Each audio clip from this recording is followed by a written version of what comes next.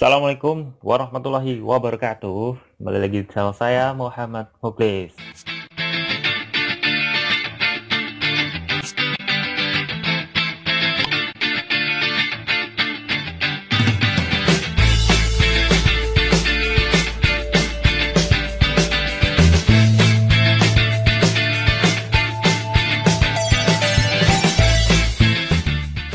Pada video ini saya akan melanjutkan video sebelumnya, yaitu video sebelumnya sudah mengenal apa itu kerangka atau wilayah kerja dalam CorelDRAW.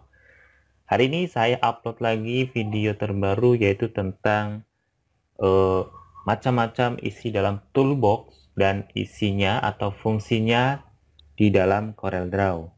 Jangan lupa like, komen, dan subscribe, karena subscribe itu gratis.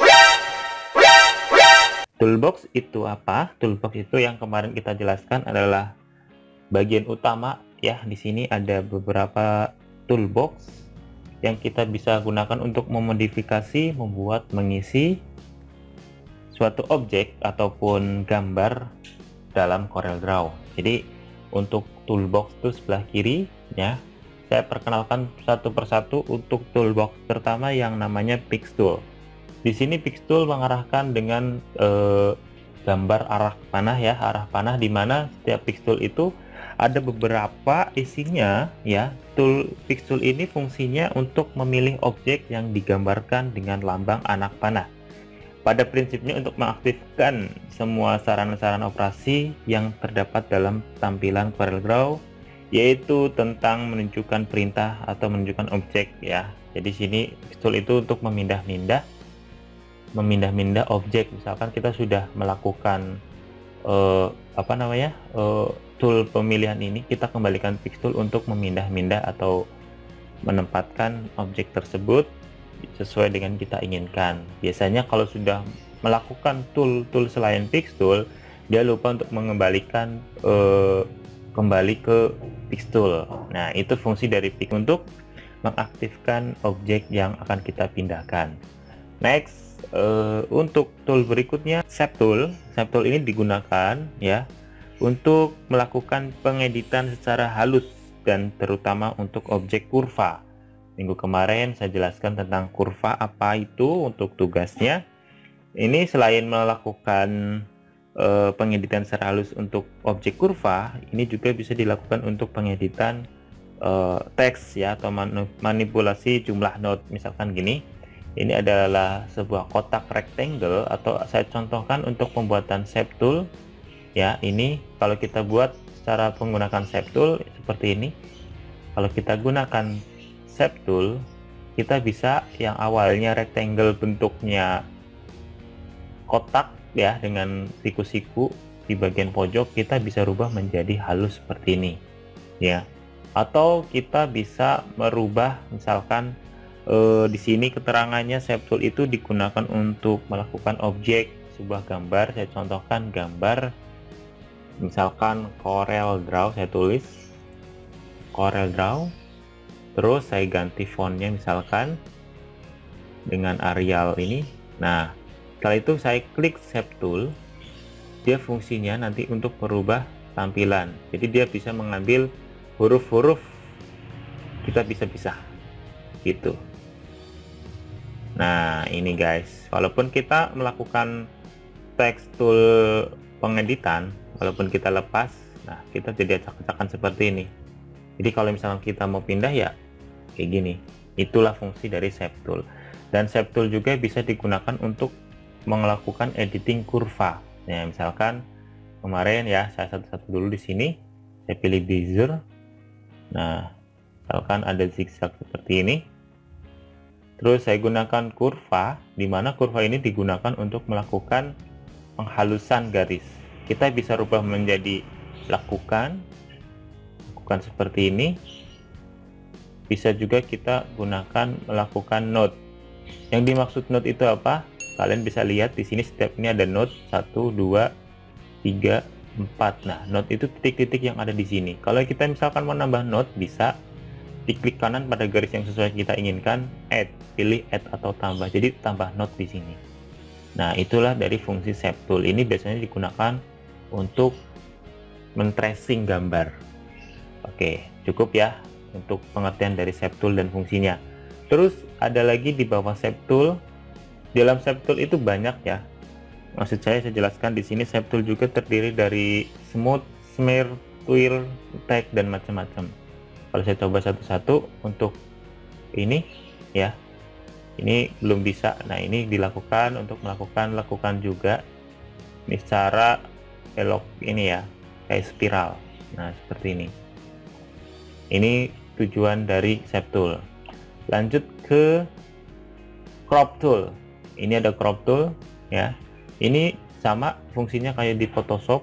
Kalau kita melakukan crop tool, misalkan saya butuh gambar separuh dari kotak ini, pilih aja, klik enter, nanti akan memotong bagian yang kita crop di sini. Ini untuk mengecrop bagian yang akan kita edit. Itu fungsi dari crop tool. Saya undo dulu, undo pakai Ctrl plus Z. Nah, terus di bawah crop tool ada zoom tool. Tahulah zoom tool, zoom in ya, kita pakai scroll maju scroll mundur aja udah zoom in dan zoom out ya.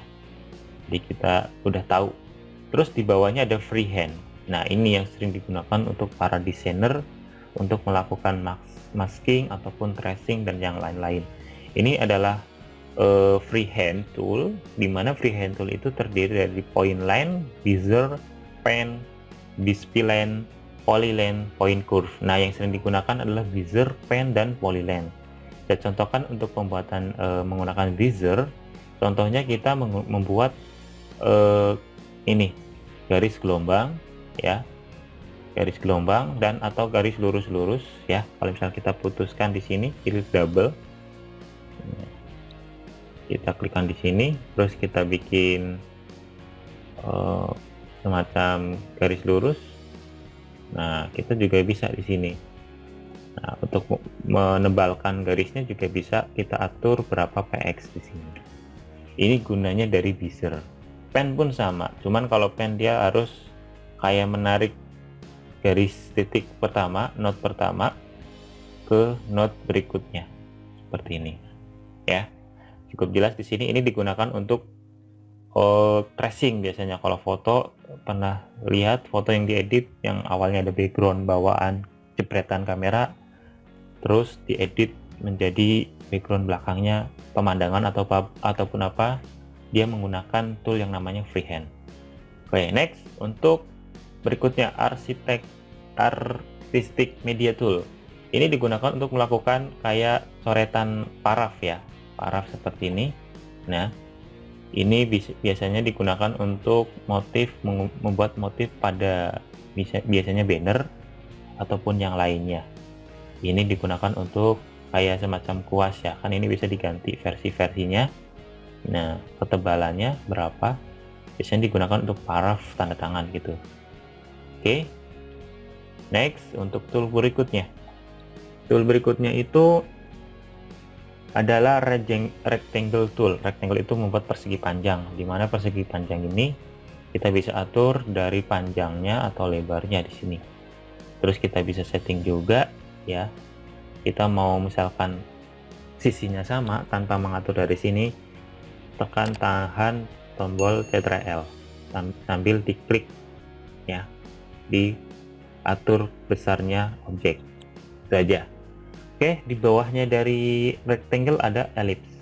Ellipse tool itu seperti lingkaran ya, bangun ruang di sini. Sama seperti kalau misalnya kita mau melakukan bangun ruang yang diameternya sama, tinggal Ctrl tahan tarik klik kiri. Jadi kalau yang ini kita membuat secara bebas ya, jadi kita bisa bikin oval, bulat ataupun lonjong. Kalau yang menggunakan Ctrl tahan klik kiri, dia diameternya sama itu. Next ada polyline. Polyline ini membuat persegi ya, persegi, maksudnya polyline itu ya kayak bikin ini tapak ya. Tuh, kita bisa atur dari sisinya ada berapa, di sini ada berapa sisi ya. Kalau misalkan sisinya dikurangin 6 atau 5 bisa di sini. Gitu aja. Tapi di dalam polygon ini maaf, itu ada macam-macam shapes ya. Ada star ya, terus ada compact seperti ini, terus ada spiral ya, ada grafik juga, terus ada basic shape. Nah, kita pilih basic shape juga, pilihannya banyak di sini dari beberapa shape, misalkan tabung. Nah, macam-macam. Kalian bisa bikin sendiri atau coba sendiri ya di rumah. Jadi banyak banget shape yang bisa digunakan. Bikin flowchart juga bisa di sini, bentuk dari flowchart apa aja. Nah, terus ada lagi yang namanya apa lagi nih? Banner shape. Banner shape meliputi seperti kayak seperti ini ya. Nah, macam-macam kalian bisa coba di rumah. Terus untuk di bawahnya, di bawah dari polygon tool ada text tool. Text tool kayak tadi, kalau kita mau menambahkan teks, kita bisa gunakan text tool ini, Corel Draw. Untuk fontnya bisa dirubah dari sini, font, terus ketebalan huruf ya, ketebalan huruf bisa kita rubah di sini, fontnya bisa kita rubah dari sini. Nah, itu. Terus di dalam text tool itu ada yang namanya parallel dimensi tool. Parallel dimensi tool ini Parallel dimensi tool berfungsi untuk menggambar garis paralel untuk menunjukkan ukuran suatu objek.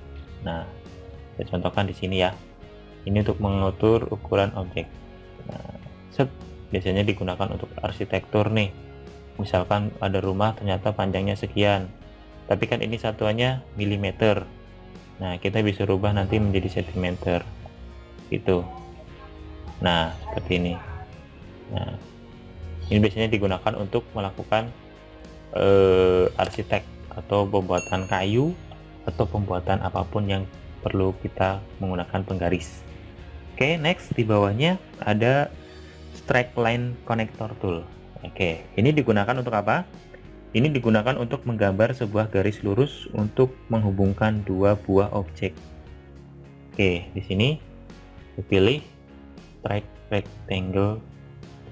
line connector. Nah, ini kita bisa membuat jadi kita bisa nyambung ke sini ya. Yang dimaksud menggabungkan garis seperti ini bebas, ini bisa dipakai atau tidak, yang penting kalian paham.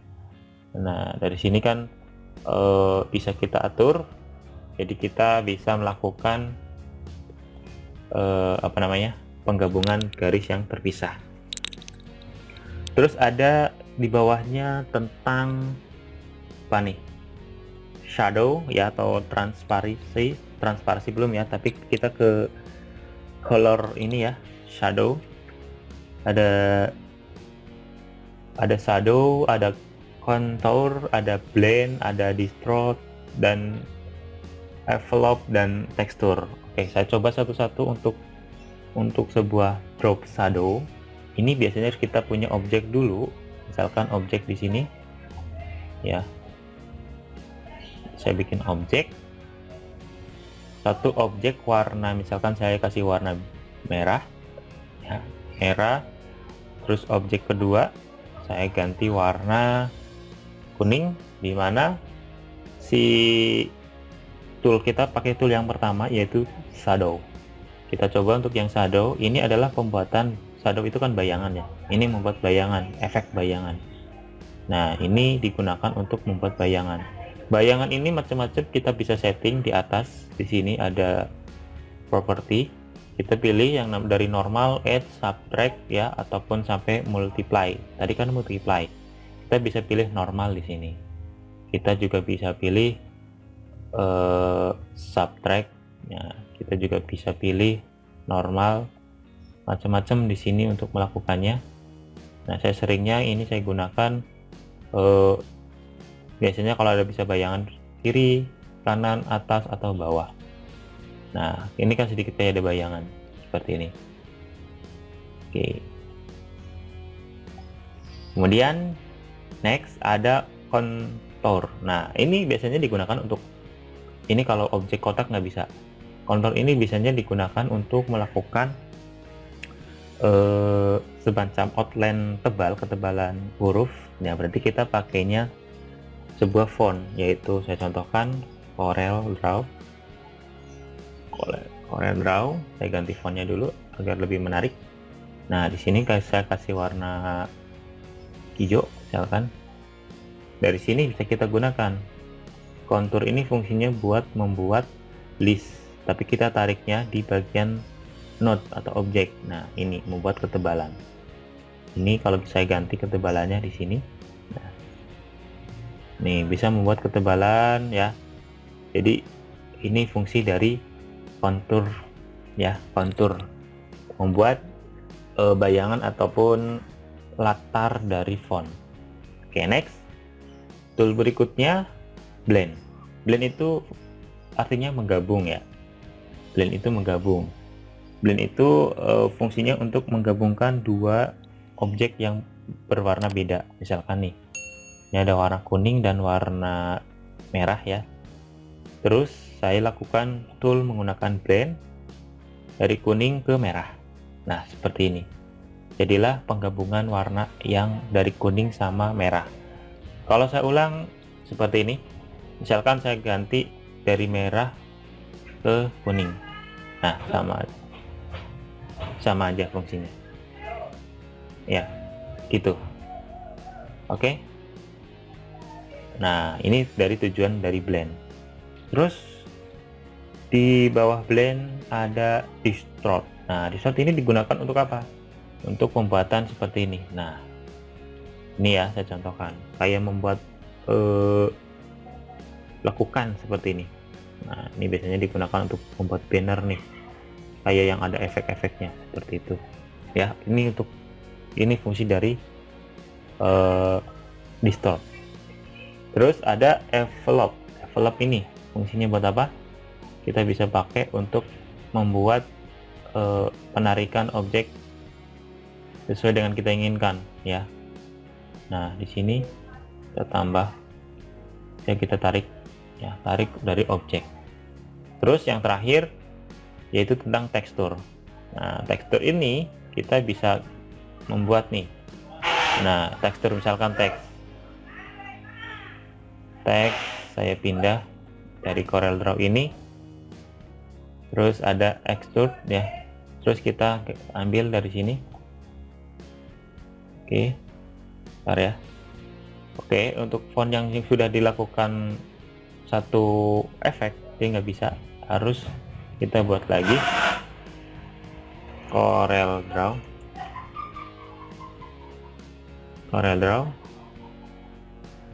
terus kita pilih kontur, tekstur maksudnya, kita tarik. Nah, kita bisa membuat pewarnaan yang berbeda di sini. Misalkan dari fontnya saya ganti warna hijau, terus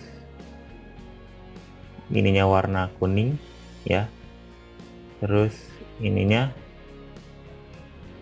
ya, ini bisa diganti lagi, ini ganti warna merah misalkan. Nah, ini efek dari penggunaan extrude ya.